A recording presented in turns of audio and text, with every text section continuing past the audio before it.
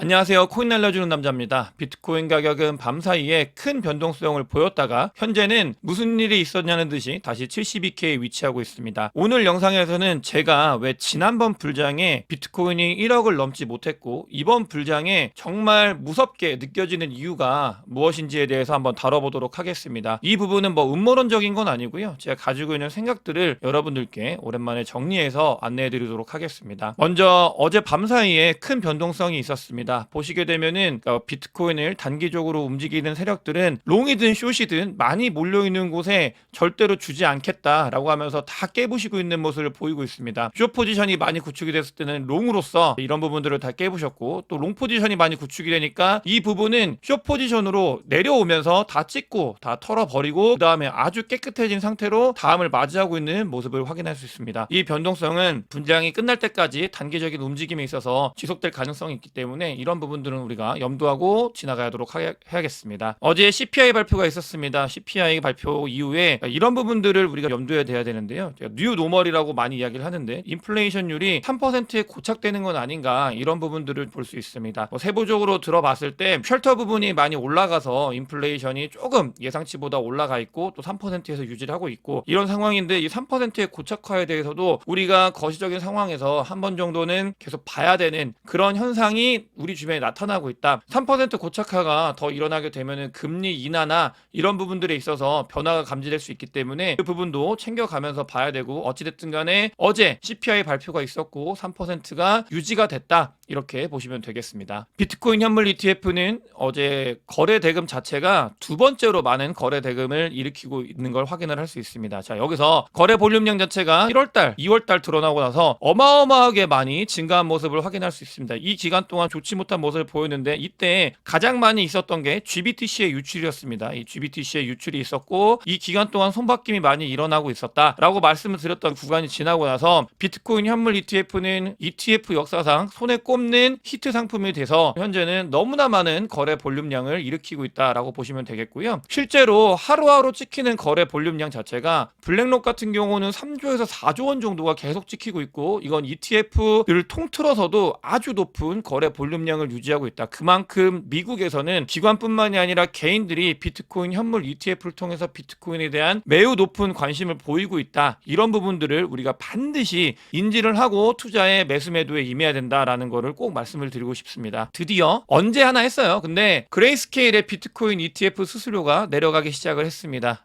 우리 예상을 했었잖아요. 결국은 내릴 수밖에 없다. 안 그러면 GBTC가 너무 많이 유출이 되는데 저는 개인적으로 이게 다른 ETF 운용사와 얘기가 됐던 부분이 아니었나라고 생각이 들어요. 왜냐하면 GBTC가 사실은 비트코인 현물 ETF에 편입이 되는 거에 리스크가 있었거든요. 이런 부분들이 있었는데 비트코인 현물 ETF로 편입을 시켜줬죠. 근데 이런 것들은 블랙록이나 피델리티나 다른 곳들과 이야기가 되어 있었기 때문에 SEC에서 승인이 된 건 아닌가라는 개인적인 생각을 가지고 있었어요. 그만큼 마이너스 프리미엄이 너무 세가지고 그게 아니었으면은 이거 그레이스케일 같은 경우는 거의 파산을 했어야 되는데 비트코인 현물 ETF가 승인이 되면서 살려줬다고 볼 수 있고요. 그 뒤에 GBTC를 60만 개 넘게 들고 있었잖아요. 60만 개 넘게 들고 있다가 딱 이때가 어느 타이밍이냐면 블랙록하고 피델리티하고 그 밖에 있는 비트코인 현물 ETF를 운용하고 있는 운용사들의 비트코인 수량이 딱 그레이스케일보다 많아졌을 때, 그러니까 그레이스케일이 전체 비트코인의 수량을 50% 미만으로 딱 된 시점에 그레이스케일이 비트코인 ETF 수수료를 내린다는 이야기를 했습니다. 이거는 그러니까 여러 가지 지표를 봤을 때 저는 제가 그레이스케일도 아니고 블랙록도 아니기 때문에 나오는 이런 뉴스 기사나 숫자를 보고 뒤에 어떤 일이 있었는지를 해석을 하는 사람이잖아요. 봤을 때는 분명히 모종의 무언가가 있었을 거다라고 판단이 들고요. 수수료를 낮추기 시작합니다. 그래서 1.5%에서 낮추기 시작한다라는 부분이 있고요. 첫 번째 제가 말씀드리는 첫 번째는 모종에 뭔가 있었다. 이거 여러분들께서 재미로 보시면 되겠고 두 번째로 실질적으로 어떤 영향을 미치냐면은 수수료가 내려가게 되면 GBTC의 유출이 줄어들게 됩니다. 그렇게 되면은 비트코인 현물 ETF를 통해서 유출이 더 줄어드는 효과를 거둘 수 있다. 이 부분이 우리한테 시사하는 바가 매우 크기 때문에 반드시 짚고 넘어가야 되는 부분입니다. 온체인 데이터상으로 봤을 때 우리가 어디인지를 보게 되면은 2015년도 17년도 요 사이클을 봤을 때는 아직 너무 극초입이고요. 다만 지난번 불장 사이클로 봤을 때 요거까지 불장이라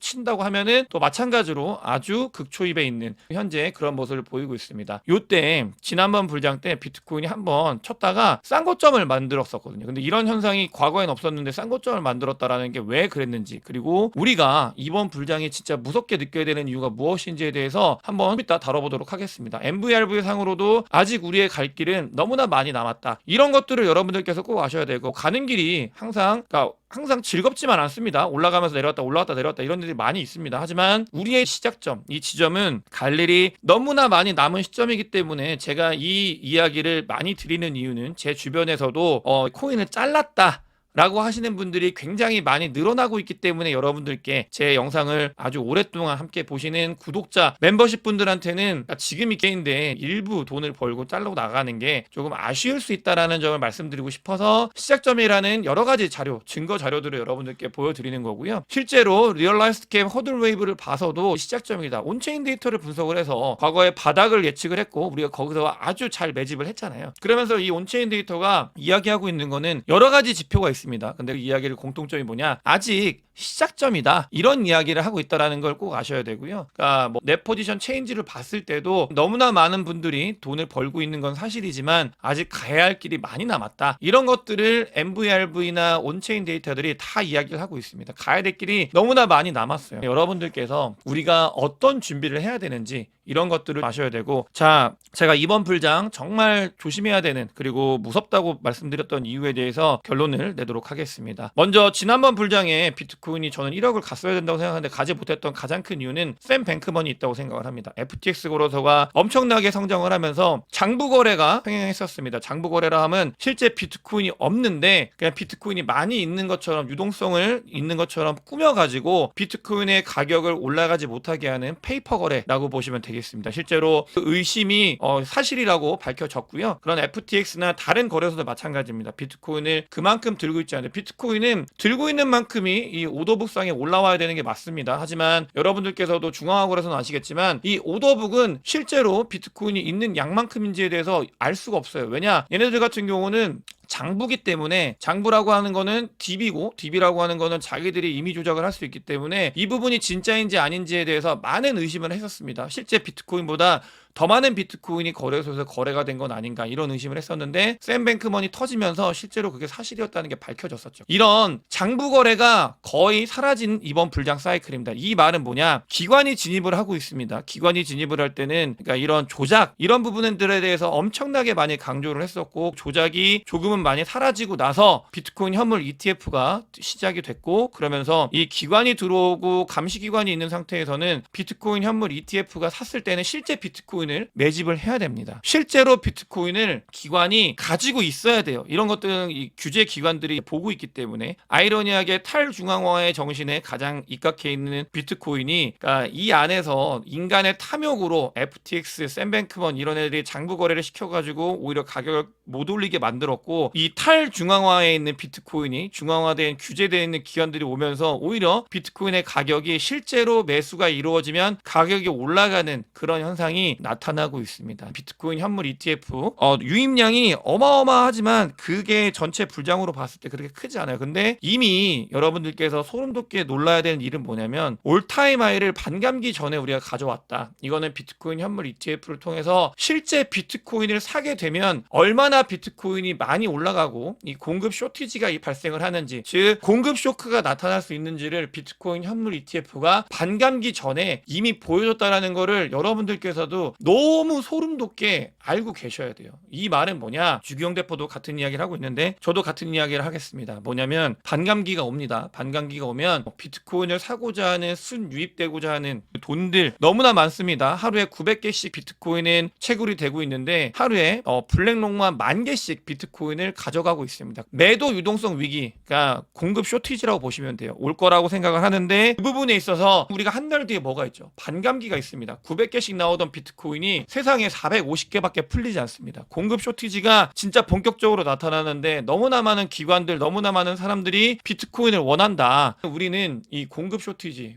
정말 어디까지 갈지 모르는 거에 대해서 고민을 해야 되고요. 오랜만에 가지고 왔습니다. 오랜만에. 여러분들 이거는 제가 자신 있게 얘기하는데 유튜브에서 사실 제일 먼저 얘기했던 거예요. 어떤 부분이냐? 재무제표 FASB 회계 처리 규정이 변경이 됩니다. 이 부분이 변경이 되면 어떤 일이 일어나죠? 어떤 회계 처리 기준이냐면 비트코인을 매수한 가격에서 비트코인이 올라가면 올라간 거에 대해서는 회계 처리를 할 수가 없어요. 장부 처리를. 무조건 떨어진 거에서만 처리를 합니다. 그러니까 법인들, 기관들이 비트코인을 매수를 해도 자기들이 이득이 되질 않아요. 근데 이 FASB가 오게 되면, 그러니까 이 룰이 바뀌게 되면 비트코인이 올라갔을 때 가치가 올라가게 되는 거를 적용을 시킬 수 있는 회계 기준 변경이 나타나게 됩니다. 이렇게 되면 많은 기관들, 그냥 운용사 월가가 아니라 마이크로 스트레티지 같은 많은 기관들이 비트코인을 실제로 담고 싶어 할 거예요. 이거 제가 말씀을 드리는 게 미국뿐만이 아니라 한국에서 마이크로 스트레티지의 성공을 본 뭔가 하려고 하는 한국 코스닥 업체들 굉장히 많이 있죠. 자기들이 비트코인을 묻고 싶어 하는 그런 기관들, 비트코인을 사겠죠. 그러면 어떤 일이 발생을 할까요? 정말 전 세계에서 비트코인은 한정적이고 한 달이 지나면 공급이 더 줄어드는데 2분의 1이 되는데 이 회계 기준이 바뀌면서 미국, 한국, 유럽 등등등 모든 나라가 비트코인을 담고 싶어서, 기관들이 비트코인을 담고 싶어서 안달이 난 시기가 올 거다. 처음 말씀드렸습니다. 공급 쇼크, 비트코인 현물 ETF가 오면서 장부 거래사가 불가능해졌고 그다음에 이 회계 기준이 바뀐다. 그러면서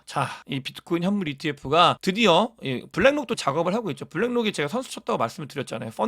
자기들 펀드에 비트코인 현물 ETF를 넣기 위해서 SEC에 요청을 했습니다. 거기에 맞춰가지고 페이션트 캐피털이라는 곳에서도 자기들 펀드에 비트코인 현물 ETF 담고 싶다라고 SEC에 허가해달라 이렇게 하고 있습니다. 그럼 여기만 할까요? 수많은 운용사들이 자기들 펀드에 비트코인 현물 ETF를 담고 싶다. 이거는 말씀을 드렸잖아요. 비트코인을 담는 포트폴리오와 담지 않은 포트폴리오는 수익률이 하락장 포함입니다. 수익률이 압도적으로 차이가 나기 때문에 운용사들은 너무나 많이 이걸 담고 싶어 한다라고 말씀을 드렸고 그런 일들이 실제로 발생을 하고 있다라고 보시면 되겠고요. 시타델 CEO가 같은 이야기를 하고 있습니다. 시타델은 게임스탑에서 아주 이번에 영화를 보신 분들은 아시겠지만 나쁜 놈들 중에 하나죠. 근데 이제 SEC가 암호화폐 규제 개선 시에 큰손 유입이 가능하다. 켄 그리핀이 이야기를 하고 있답니다. 왜 이야기를 할까요? 돈이 되는 걸 월가에서 보고 있는 거예요. 비트코인 현물 ETF가 미친 듯이 거래가 되고 사람들이 미친 듯이 열광하니까 이게 정말 돈이 되는구나. 시타델 CEO도 깨달은 거죠. 그러면서 들어오겠다라고 그냥 이야기를 하고 있는 거예요. 이런 것들 여러분들께서 이 변화의 흐름에 대해서 너무나 아셔야 된다. 이게 정성적인 것뿐만 아니라 정량적으로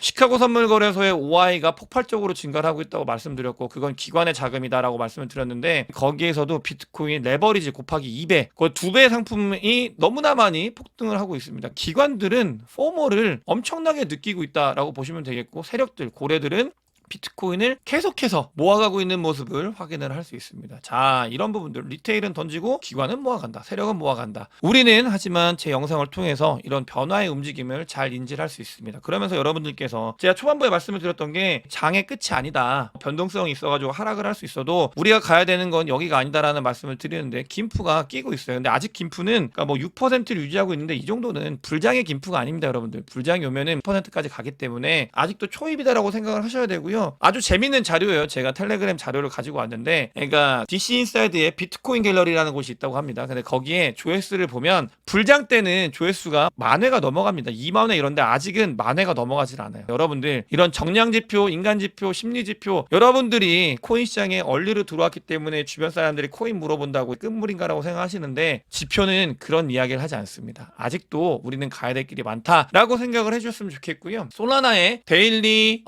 뉴 어드레스 숫자가 올타임 하이를 계속해서 찍어가고 있습니다. 여러분들께 솔라나와 솔라나 생태계에 대해서 아주 관심 있게 보셔야 된다라는 말씀을 드리고 싶고요. 포트폴리오에서 대비를 하셔야 돼요. 저는 완벽하게 대비를 하고 있고 또 이더리움의 댕쿤 업그레이드가 진행이 됩니다. 댕쿤 업그레이드 자체로 이더리움과 이더리움 L2들이 이슈 몰이를 할 수 있고요. 중요한 거는 이게 한 가지가 더 있습니다. 뭐냐면 이더리움 댕쿤 업그레이드가 되면 빗썸과 업비트의 ERC 토큰들이 다 입출금이 막힙니다. 입출금이 막힌다라는 거는 여러분들 여러분들이 알고 있는 대부분의 김치 코인들은 다 ERC에서 찍어낸 코인들이거든요. 그 관련되어 있는 코인들이 조금 변동성이 엄청나게 커질 수 있다. 제가 그걸 매수하라는 말이 아니라 여러분들께서 제 영상을 보시고 코인을 올바로 투자하시는 분들은 조심하셔야 됩니다. 그 말씀을 드리고 싶어서 이 말씀을 드렸고, 하지만 댕큰 업그레이드가 되고 나면은 결국 이더리움과 이더리움 L2는 사람들의 관심을 한번 받을 수 있기 때문에 유심히 살펴봐야 되는 섹터인 거는 분명합니다. 이거는 너무 많이 말씀을 드렸기 때문에 그거에 대해서 언급드릴 필요는 없을 것 같고요. 아시겠지만 저는 옵티미즘이 0.9불인 하락장일 때 옵티미즘이 좋다고 여러분들께 안내를 드리면서 제가 조금 유명해졌던 사람이기 때문에 이더리움 L2에 대해서 얼마나 깊게 고민을 하고 또 좋아하는지에 대해서는 잘 아실 거라 생각합니다. 오늘 영상에 도움이 되셨으면 구독과 좋아요, 많은 공유, 댓글, 그리고 제 멤버십에 큰 관심 부탁드리겠습니다. 영상 봐주셔서 대단히 감사합니다.